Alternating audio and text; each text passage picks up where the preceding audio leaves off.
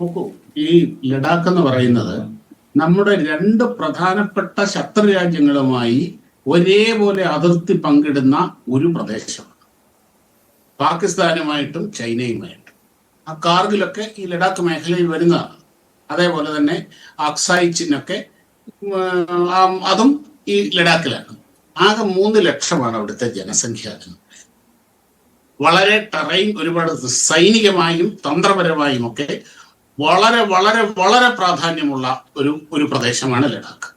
അതുകൊണ്ടൊക്കെ തന്നെ ഈ കാര്യങ്ങളെല്ലാം രാജ്യ സുരക്ഷയുടെ ഒക്കെ മുൻനിർത്തി മാത്രമേ അവിടെ കേന്ദ്ര സർക്കാരിന് തീരുമാനങ്ങൾ എടുക്കാൻ കഴിയുകയുള്ളൂ. ഇത് ലഡാക്കിലെ ജനങ്ങൾക്കും അറിയാം, അത് മനസ്സിലാക്കിയിട്ടുമുണ്ട്.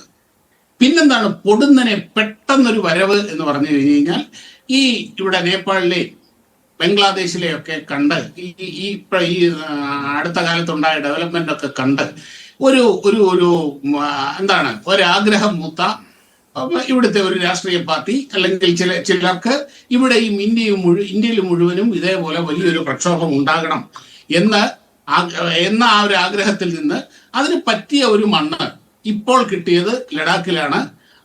അവിടെ നിന്ന് ഈ സോനം വാങ്ചുക്കിന്റെ ആ ഒരു സ്വാധീനവും ഇതെല്ലാം കൂടി ഉപയോഗിച്ചുകൊണ്ട് പെട്ടെന്ന് ഇളക്കിവിട്ട ഒരു സംഭവമാണിത്. പെട്ടെന്ന് ആണ് ഇതിങ്ങനെ ഒരു അക്രാമികമായ ഒരു രീതിയിലേക്ക് വന്നത്.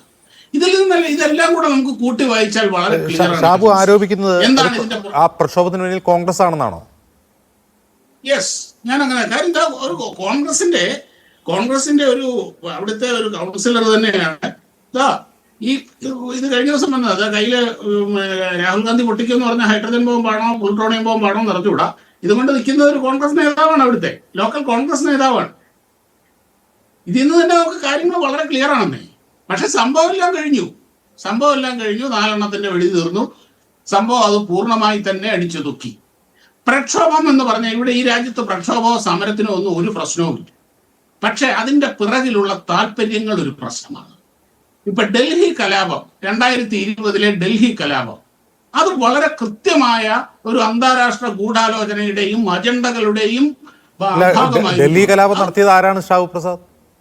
ഡൽഹിയിൽ ആർക്കെതിരെയാണ് കലാപം നടത്തിയത്? അറിയാമല്ലോ.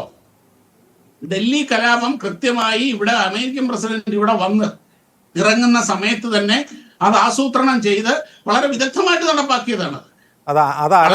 കഷ്ടപ്പെട്ടാണ് അതിനെ നടപ്പാക്കിയത്. ഏതാ ഡൽഹി കലാപം ആരാണ് നടപ്പാക്കിയത്? ആർക്കെതിരെ നടത്തിയ കലാപം? ഞാൻ ഇവിടെ നിന്ന് പ്രത്യേകിച്ച് പറയേണ്ട കാര്യമില്ല, നമുക്ക് അറിയാമല്ലോ.